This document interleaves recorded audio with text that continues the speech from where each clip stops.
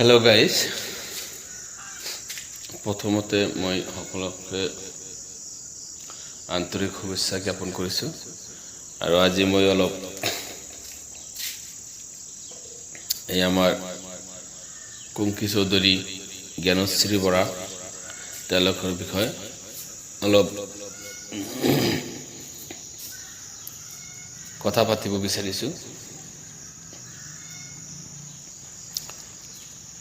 চাওক, এওঁলোকে হ'ল আমাৰ নতুন প্ৰজন্ম।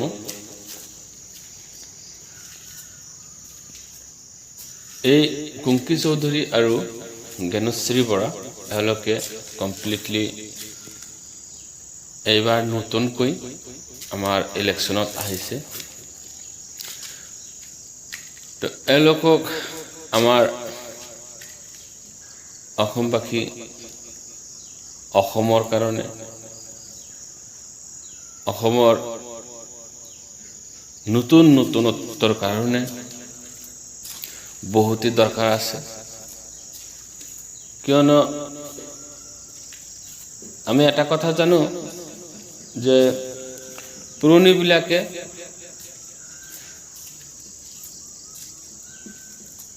যি কৰে, পুৰণিবিলাকে মানে পুৰণি ৰাজনীতিবিলাকে যিবিলাক আছে, তেওঁলোকে সেই পুৰণি মডেলৰ তেনেকুৱাই ভাৱনা চিন্তা কৰি থাকে। কিন্তু আমাৰ নতুন প্ৰজন্ম যিবিলাক, এতিয়া প্ৰযুক্তিবিদ্যাৰ যুগ আহি গৈছে, কম্পিউটাৰ যুগ আহি গৈছে। তো সেইকাৰণে আমাৰ দেশখন এয়া আমাৰ খালি অসমতে নহয়, সমগ্ৰ বিশ্বতে, সমগ্ৰ ভাৰতবৰ্ষতে মানে এনেকুৱা বয়সৰ নতুন প্ৰজন্মবিলাকৰ দৰকাৰ আছে। তে এওঁলোকৰ যে কোনোবাই মানে তুচ্ছ তাচ্ছিল্য কৰি থাকে, তেওঁলোকক মই কওঁ, আৰু প্ৰথমতে এওঁলোকক মই স্বাগতম জনাইছোঁ। এওঁলোকে লাগি থাকিব। এইটো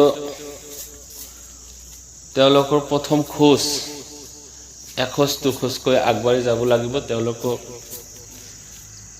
যাতে কোনো হতাশা নহয়, তেওঁলোকক আমি আশীৰ্বাদ কৰি থাকিম।